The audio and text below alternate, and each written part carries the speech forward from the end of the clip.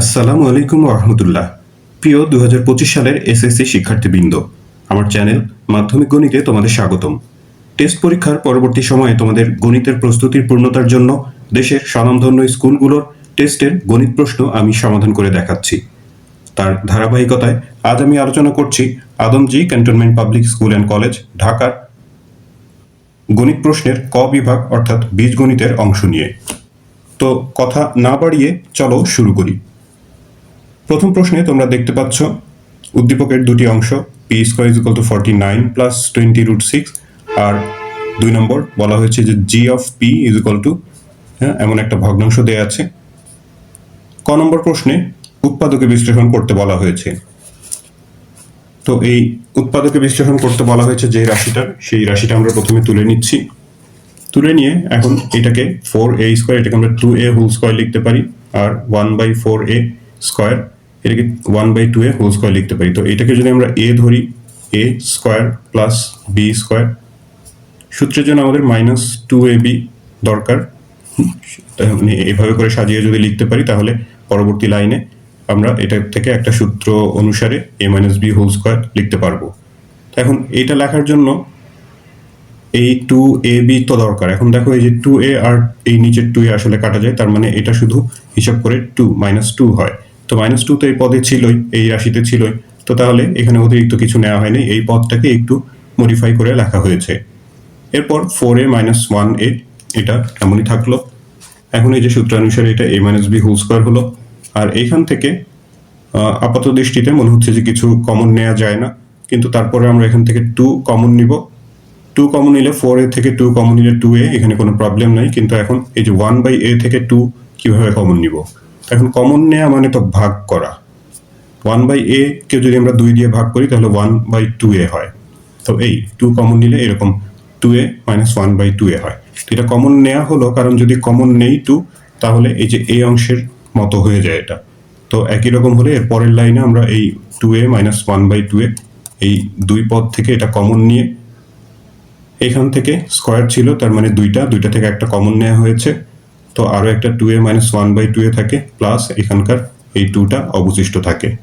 এ হচ্ছে ক নম্বর প্রশ্নে উৎপাদকে বিশ্লেষিত রূপ। খ নম্বর প্রশ্নে বলা হয়েছে p⁵ - 1/p⁵ এর মান নির্ণয় করো।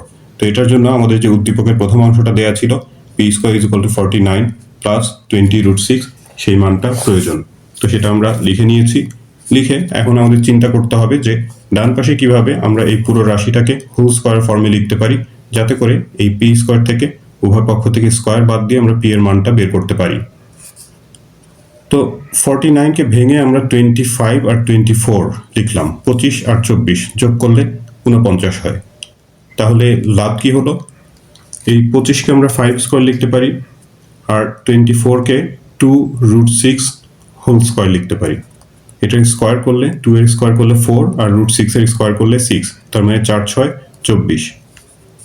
মাঝখানে যদি আমরা 2ab আকারে একটু ভেঙে লিখি তাহলে দেখো 5 × 10, 10 × 20, √6 20√6, এই যে এই পদটা, এই পদ সমানই আছে।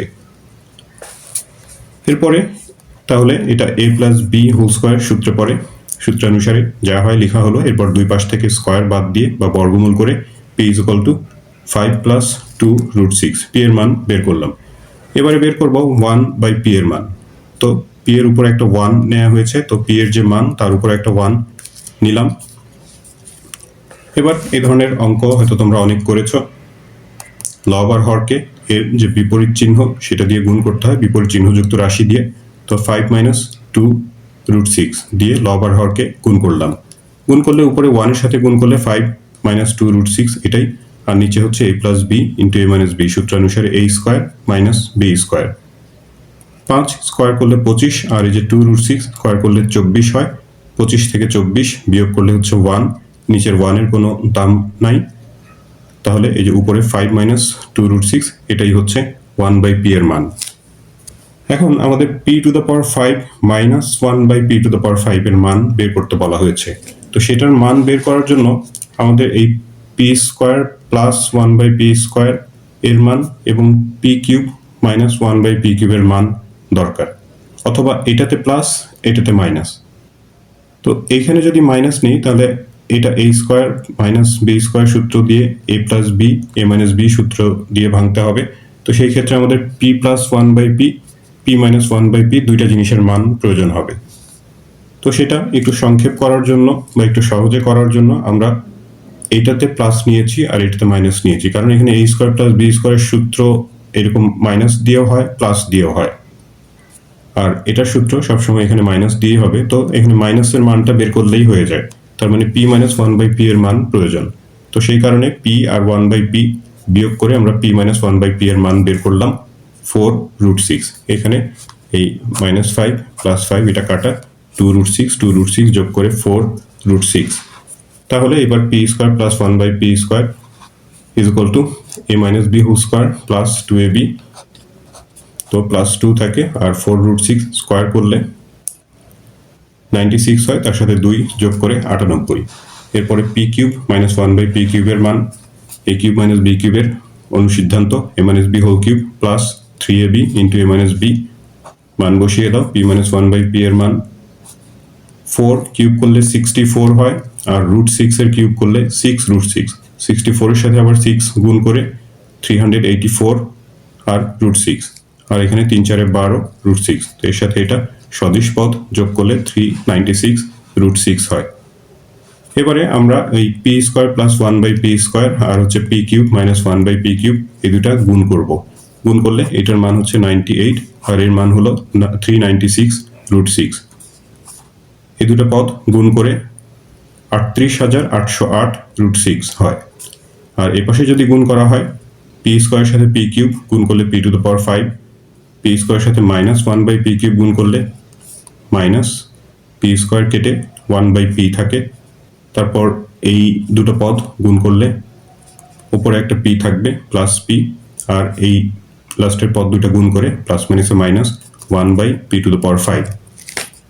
আমাদেরকে পি কিউব মাইনাস এই যে ওয়ান বাই পি কিউব দুঃখিত P to the power 5 minus এই one by P to the power 5 এর মান বের করতে বলা হয়েছে। তো সেটা আমরা একসাথে সাজিয়ে লিখলাম, আর এই যে plus p minus one by p এটাও একটু সাজিয়ে লিখলাম, কারণ এই অংশটুকুর মান আমরা জানি।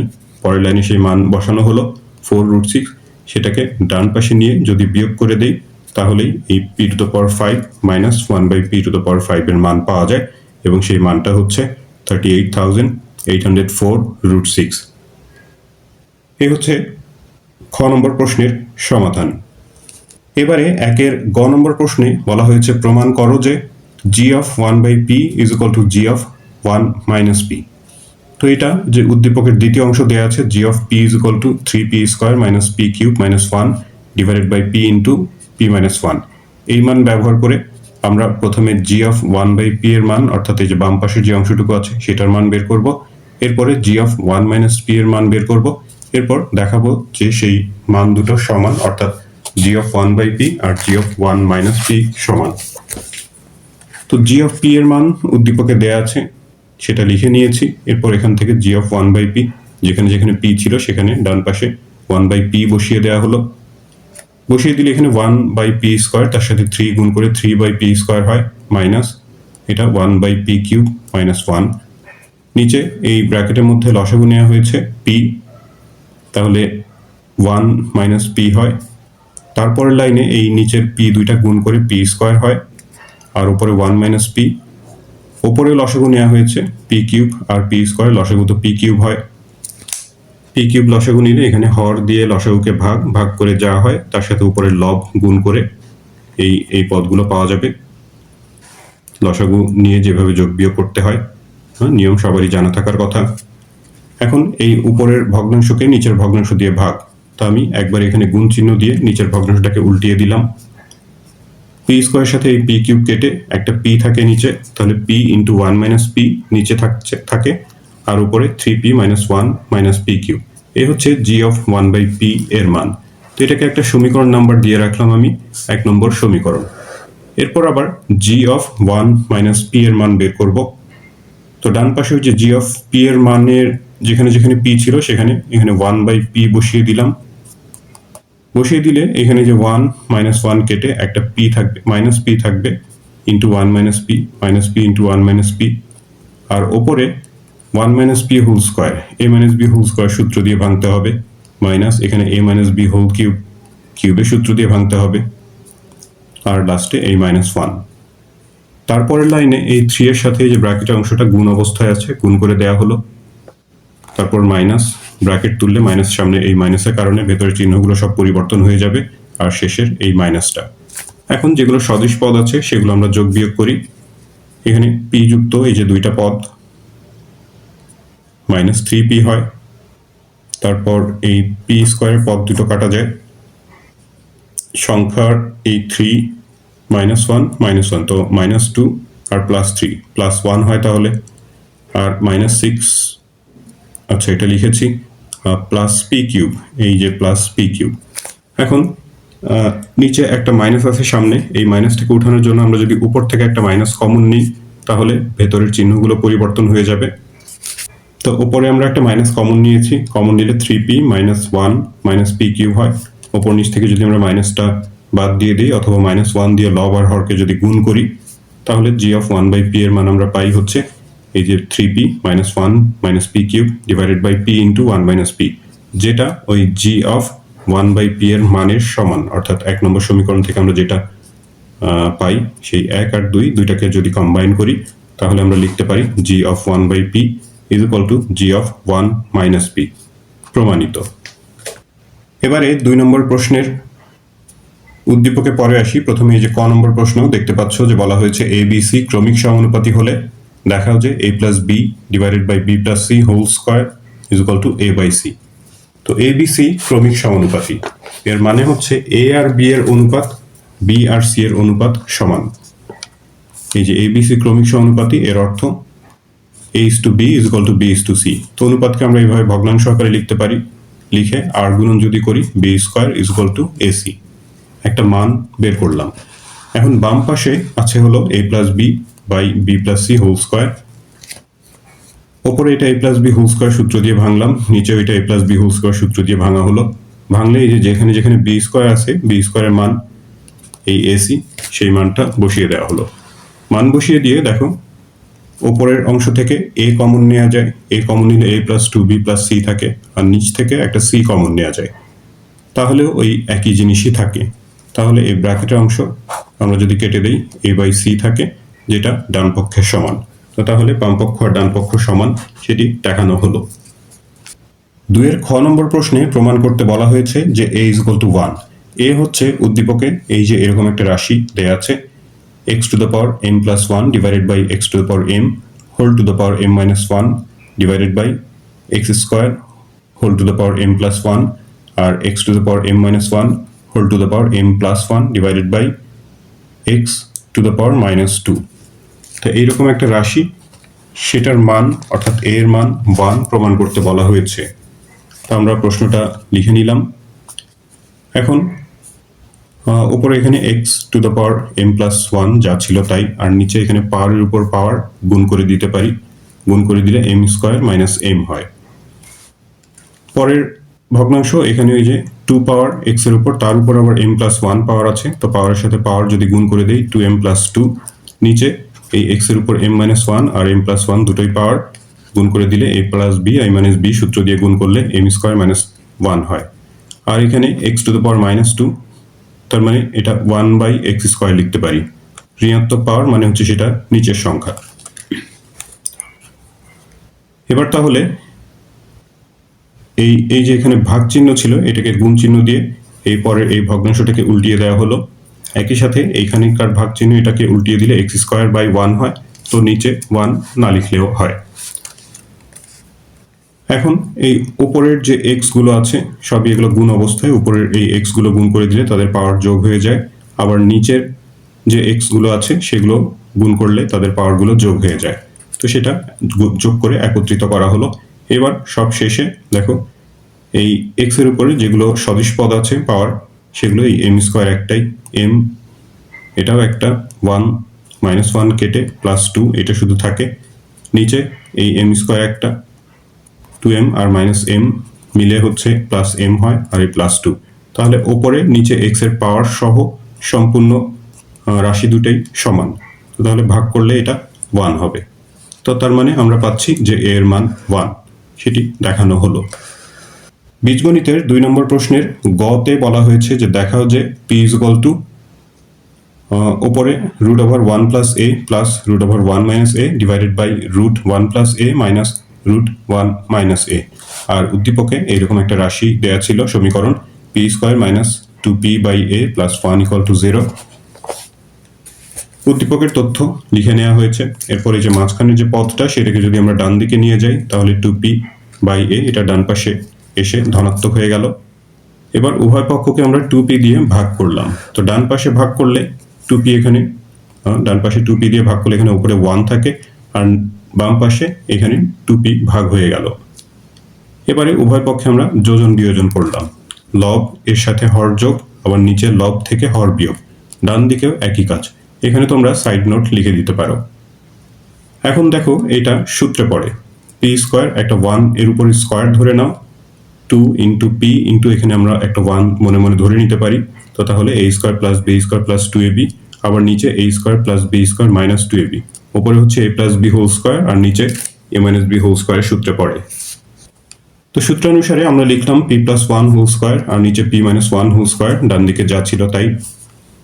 বাম পাশে সবগুলো রাশির উপর স্কয়ার আছে, তো আমরা স্কয়ারটাকে ডান পাশে নিয়ে রুট ওভার আকারে লিখতে পারি।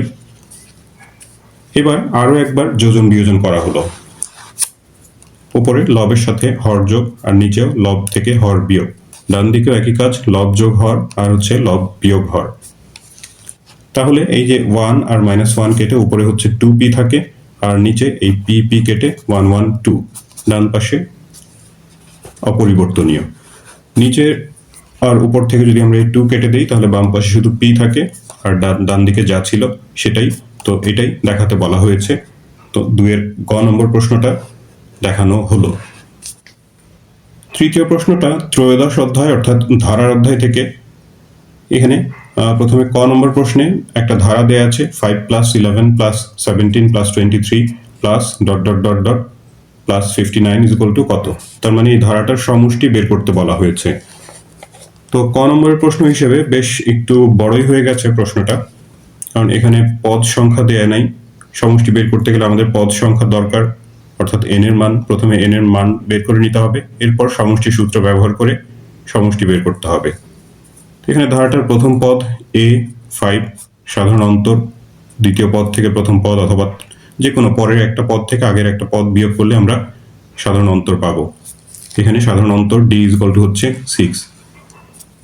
ধারাটার n তম পদ অর্থাৎ এই যে শেষ পদটা হচ্ছে n তম পদ 59, n তম পদ হলো 59।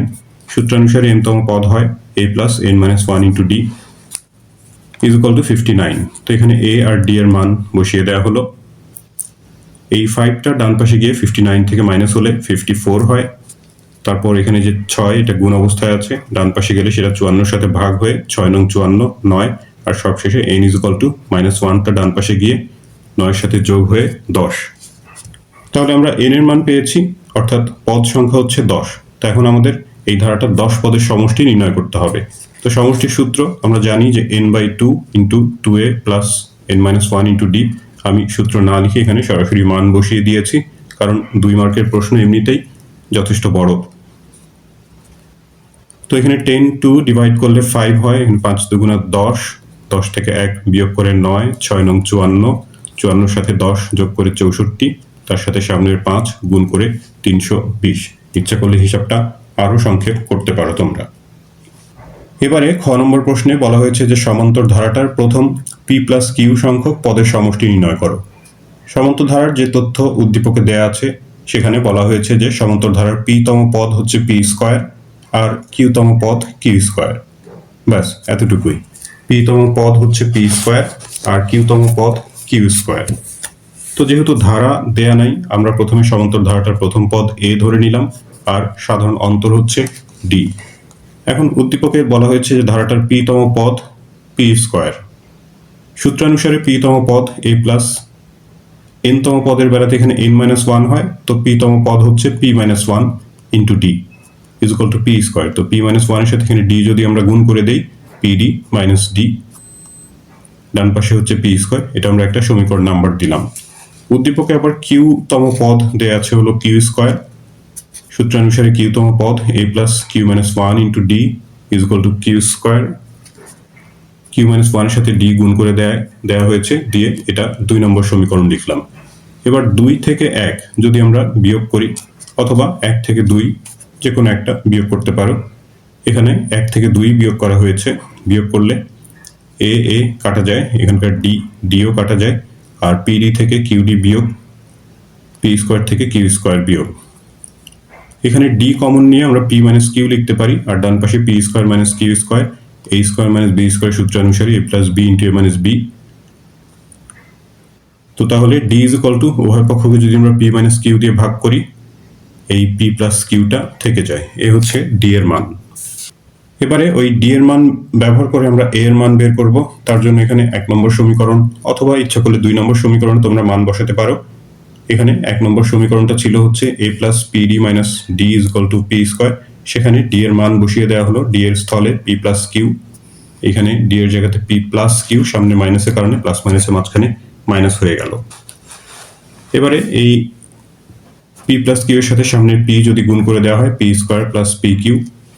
এখন এই এ বাদ দিয়ে বাকি সব কিছু যদি আমরা ডান দিকে নিয়ে যাই, পি স্কোয়ার এক পাশে গিয়ে সেটা কাটা যাবে, আর বাকি যে পদগুলো থাকে এই মাইনাস পি মাইনাস কিউ এগুলো প্লাস হয়ে যাবে, আর পি কিউটা ডান পাশে এসে মাইনাস। একটু সাজিয়ে লেখা হয়েছে। এ হচ্ছে এর মান। তা আমাদের প্রশ্ন ছিল যে ধারাটার পি প্লাস কিউ সংখ্যক পদের সমষ্টি নির্ণয় করো। পি প্লাস কিউ সংখ্যক পদের সমষ্টি সূত্রানুসারে, সূত্র আমরা জানি যে n by 2 into 2a plus n minus 1 into d. তো সেই সূত্রানুসারে এখানে n এর স্থলে পি প্লাস কিউ লিখে দেওয়া হয়েছে। লিখে দিলে পরের লাইনে এখানে এ আর ডি আছে, যে সেই এ আর ডি এর মান বসানো হয়েছে, দেখতে পাচ্ছ আশা করি। মান বসানোর পর বাকিটুকু শুধু হিসাবের কাজ। এখানে 2 এর সাথে এটা গুণ অবস্থায় আছে, তো গুণ করে দেয়া হলো, প্লাস এই p plus q minus 1 into p plus q, গুণ করে যা হয় গুণ ফল লিখা হলো। এরপর যেগুলো সদিশ পদ আছে সেগুলো একটু যোগ বিয়োগ করো, যোগ বিয়োগ করে যা থাকে এখানে ব্র্যাকেটের মধ্যে, আর সামনে আছে হচ্ছে পি প্লাস কিউ বাই 2। এটাই হচ্ছে এই ধারাটার পি প্লাস কিউ সংখ্যক পদের সমষ্টি। 3 নম্বর প্রশ্নের গ নম্বরে গুণোত্তর ধারাটি নির্ণয় করতে বলা হয়েছে। উদ্দীপকে একটা গুণোত্তর ধারার যে তথ্য দেয়া আছে, তৃতীয় পদ 1/√3 এবং অষ্টম পদ হচ্ছে 1/27। তৃতীয় আর অষ্টম দুইটা পদ দেয়া আছে গুণোত্তর ধারাটি নির্ণয় করতে বলা হয়েছে। তো আমরা জানি ধারা নির্ণয় করতে গেলে অন্তত 3টা পদ বের করতে হবে। যে কোনো একটা পদ বের করতে গেলে আমাদের প্রথম পদ এবং সাধারণ অনুপাত প্রয়োজন হয়। তো আমরা গুণোত্তর ধারার প্রথম পদ এবং সাধারণ অনুপাত এখানে ধরে নিলাম এ আর আর। প্রশ্নে ধারাটার তৃতীয় পদ 1/√3 দেয়া ছিল, সেই তথ্য লিখলাম। এখন সূত্রানুসারে তৃতীয় পদ আমরা জানি যে গুণোত্তর ধারার n তম পদের সূত্র ar two the power n-1। যেহেতু আমি এখানে তৃতীয় পদ লিখেছি, তো n এর জায়গাতে 3 লিখে দেওয়া হয়েছে। 3 থেকে 1 বাদ দিলে হচ্ছে 2। তার মানে ধারাটার তৃতীয় পদ ar square is equal two 1/√3। এটা 1 নম্বর সমীকরণ। একইভাবে ধারাটার অষ্টম পদ দেয়া আছে 1/27। সূত্রানুসারে অষ্টম পদ ar টু দ্য পাওয়ার 8-1 অর্থাৎ ar two the power 7 is equal two 1/27। এটা হচ্ছে 2 নম্বর সমীকরণ। এখন আমরা যদি 2 নম্বর সমীকরণকে 1 নম্বর সমীকরণ দিয়ে ভাগ করি, ইচ্ছা করলে 1 কে 2 দিয়েও ভাগ করতে পারো। তো এখানে আমি 2 কে 1 দিয়ে ভাগ করেছি কারণ উপরের পাওয়ারটা বড়। তো এখানে এ কাটা যায়, আর আর টু দ্য পাওয়ার 7 কে আর স্কয়ার দিয়ে ভাগ করলে একই সংখ্যা, ভাগ করলে পাওয়ার বিয়োগ হয়, 7 থেকে 2 বাদ দিয়ে আর টু দ্য পাওয়ার 5। আর ডান পাশে ভগ্নাংশ বলে এটাকে এইভাবে ভাগ আকারে এইভাবে ভাগ চিহ্ন দিয়ে লেখা হয়েছে। তো এটা পরের লাইনে গুণ চিহ্ন দিয়ে যদি উল্টিয়ে দেওয়া হয় √3/1 হয়, তো নিচে 1 না লিখলেও চলে। √3 এর সাথে যদি আমরা 27 কাটাকাটি করি তাহলে 9√3 হয়। 9 মানে হচ্ছে 2টা 3, তার মানে 4টা √3, আর পাশে আরো একটা √3 আছে, তাহলে সব মিলে 5টা √3, অর্থাৎ 1/√3 টু দ্য পাওয়ার 5 লিখতে পারি। দুই পাশ থেকে 5 পাওয়ার বাদ দিয়ে আমরা r এর মান পাবো, r ইজ ইকুয়াল টু 1/√3। এবার r এর মান যে কোনো একটা সমীকরণে বসিয়ে দিলেই আমরা a এর মানটা পেয়ে যাব। এই ক্ষেত্রে 1 নং সমীকরণে মান বসানো হয়েছে a ইনটু r এর মান, এখানে r এর জায়গাতে 1/√3 মান বসানো হয়েছে, তার উপর স্কয়ার। তো এটা স্কয়ার করলে 1/3 হয়, 1/3টা এই 3, এটা নিচের 3, অর্থাৎ ভাগ অবস্থায় আছে বাম পাশে, ডান পাশে নিয়ে গেলে সেটা গুণ হয়ে যায়। 3 এর ভেতরে আমরা জানি যে 2টা √3 আছে, তো উপর নিচ থেকে যদি একটা করে √3 কেটে দেই আর একটা √3 থাকে, অর্থাৎ a এর মান হচ্ছে √3। তো আমরা গুণোত্তর ধারাটা নির্ণয় করি। গুণোত্তর ধারা, প্রথম পদ a, দ্বিতীয় পদ ar⁻n-1 অর্থাৎ ar, এভাবে করে তৃতীয় পদ হবে হচ্ছে ar² সূত্রানুসারে। প্রথম পদ a এর মান হচ্ছে √3, দ্বিতীয় পদ a এর মান আর r এর মান বসানো হলো। তৃতীয় পদ তো প্রশ্নে দেয়াই ছিল, তো এখানে কোনো হিসাব না করে সরাসরি তৃতীয় পদ প্রশ্নে যা দেয়া ছিল সেটাই লিখে দেওয়া হয়েছে। ইচ্ছা করলে হিসাব করেও দেখাতে পারো।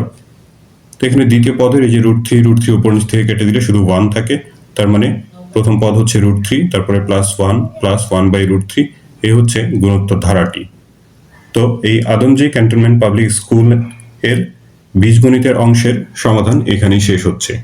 শিক্ষার্থীবৃন্দ, এই ভিডিও থেকে তোমরা যদি উপকৃত হয়ে থাকো তাহলে চ্যানেলটি সাবস্ক্রাইব করার এবং বন্ধুদের সাথে শেয়ার করার অনুরোধ জানাচ্ছি। তোমরা সবাই ভালো থাকবে, প্রার্থনা তোমাদের সবার জন্য। আল্লাহ হাফেজ।